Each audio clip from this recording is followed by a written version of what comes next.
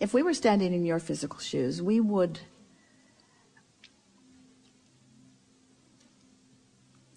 decide to be lazy. We're reaching for the perfect word.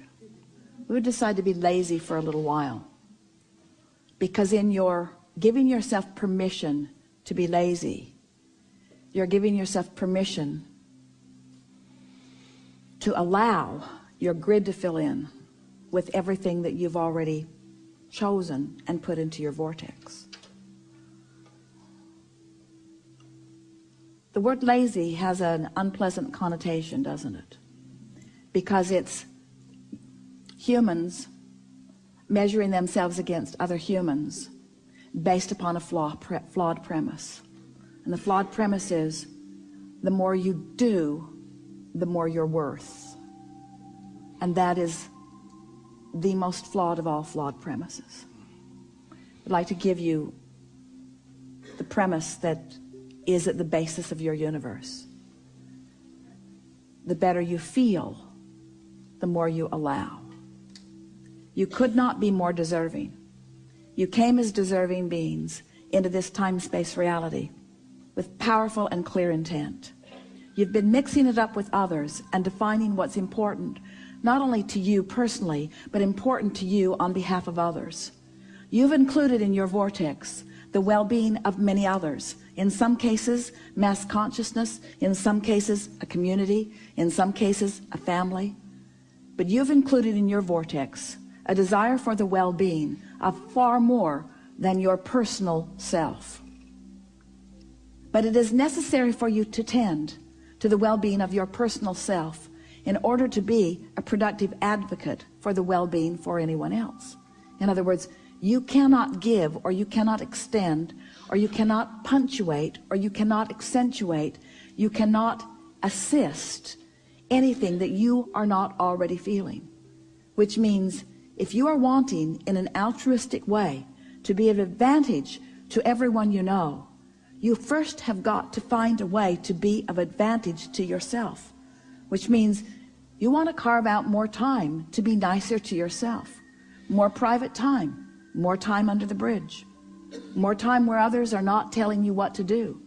More time when you are satisfying your own personal intention for things. If we were standing in your physical shoes and someone were to ask you to do something, we would stop in the middle of the request and we would evaluate it completely, and we would say to them, I sincerely desire to accomplish this request that you are offering, and it is my expectation that I will be able to do that since I am in this relationship with you and you're requesting it of me, employer or mate or parent or child or whoever it is. It is my expectation that I will be able to accomplish this. I just have to insert one thing in the foreground of this request. I will accomplish it for you as long as I can first accomplish ease for myself in the process. I really want you to ponder that a little bit. Esther, on one of the earlier cruises,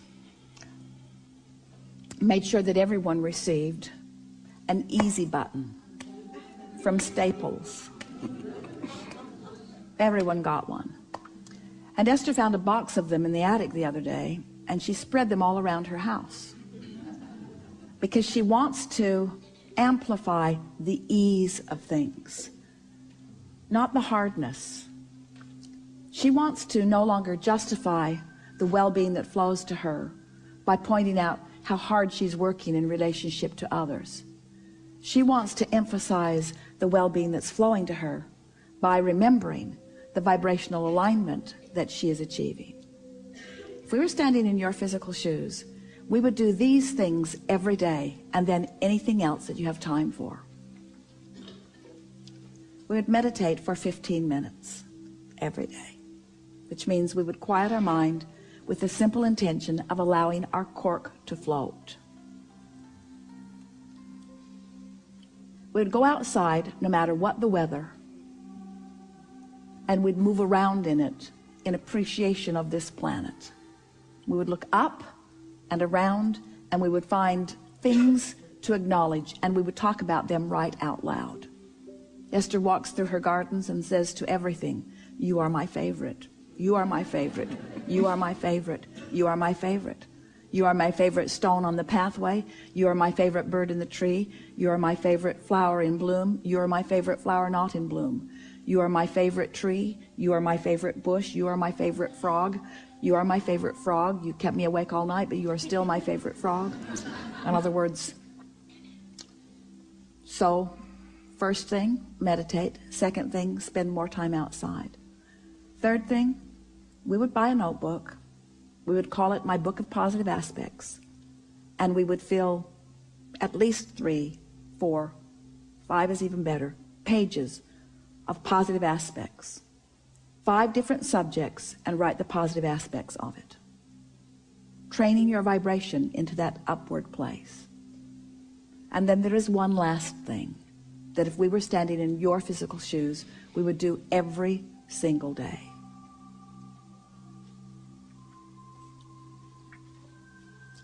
We would look upward and outward. It's best if you do it outside or standing at a window. And we would acknowledge that there are universal forces that are focused right at you. We would acknowledge by calling it by name, if you have a name that you like. And we would say, I acknowledge that I am the object of your positive attention, and I'm appreciating your continual gaze on behalf of my well-being. And today, no matter where I am, no matter where I am going, no matter what I am doing, and no matter who I am doing it with, I will be in conscious awareness that you too are there with me, appreciating me, supporting me, assisting me, acknowledging me, inspiring me, guiding me, having fun with me, acknowledging me, supporting me, assisting me, inspiring me, helping me, guiding me, aware of me, loving me, showing me, inspiring me, guiding me, helping me, uplifting me, showing me. Get into an endless loop of that acknowledgement and watch what begins to happen in your life as soon as this day. Your vortex is filled to the brim with specific requests that you have put there and that you are deserving of the realization of. And it's time for those realizations to be flooding into your experience at a rate that will astonish those who surround you. It's time for you to remember what you've put there and to bring it forward active into your today experience.